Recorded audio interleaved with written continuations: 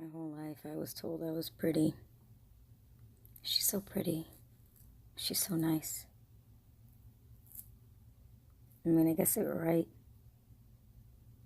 I don't know what it was that made me feel unpretty. But nothing could prepare me for this. I got my breast implants when I was 22. I guess taking them out at the age of 38 was too late. I wish I can turn back time. I see all the warning signs now. Back then I didn't want to see them. It started with a shift in my personality. And then little tiny symptoms. I was always tired. After I got off of work, I'd be in so much pain, but I would just rest. Got to the point where I couldn't even work.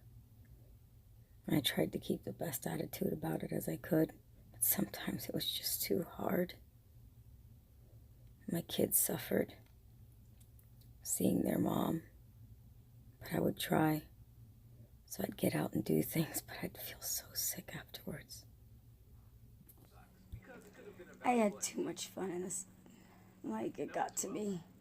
I'll be alright, though. I'll get some sleep tonight, I hope. I had fun. It seemed like any time my body saw the sun, it was the same thing. I would get sick. I would hurt everywhere. And it hurt for days. Pain like you wouldn't believe. I started getting all of these weird symptoms. The doctors didn't understand it because my hormones were fine. The list went on and on.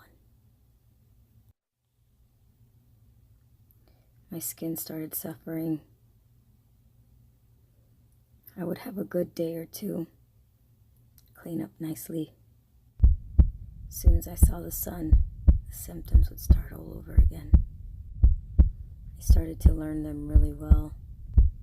What would kind of cause them, what wouldn't. I got so used to living my life from a bed. The kids got so used to me living my life from a bed. I went through a bunch of testing with no answers. And it seemed like 2 years came and went. And I was still in a bed, getting sicker and sicker. But, you know, I wanted to be prettier. There my life kept passing, and I'd have my good days. And I'd have my bad days. It got to the point where the bad days were just everydays. And the good days, well, few and far between. Friends kept telling me about my breast implants, but I didn't want to see it. I remember thinking they were wrong, that they had them confused with silicone. Then I ran into a website of 50,000 plus women, and story after story on their feed. Story after story. They were telling my story. These women were telling my story. And for once, I didn't feel crazy anymore. The doctors cleaned these before giving them back. But they still had a bunch of mold in them. It was hard, but I did it. And I started to feel a little bit better. I started getting out. But every time I would overdo it, I'd end up back in the bed. So I thought to myself, I'll just take it easy. And I do. And I thought that I would get better. And I have. You see, I spent almost 2 years in a bed. And now, well, now I can do stuff like this. But I pay a price. because it does catch up to me. And when it does, if I'm not careful, it could be drastic. Unfortunately, I took them out too late. I waited too long.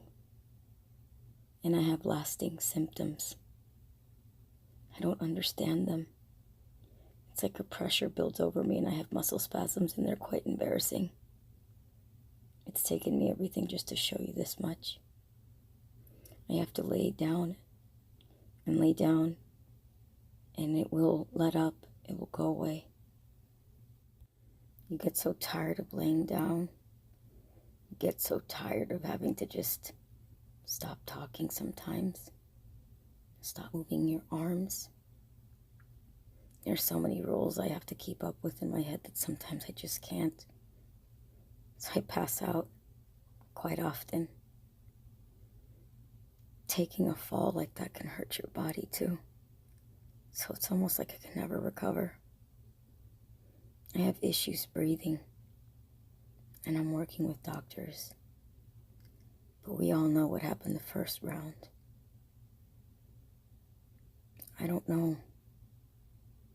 I'm still trying to figure it out.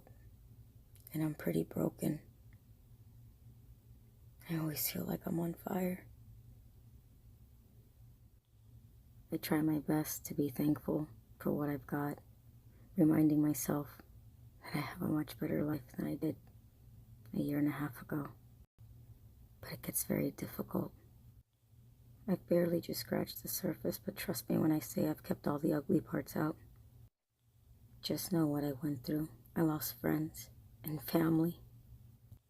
Everything I owned, everything I thought I was, anything I thought I'd ever be.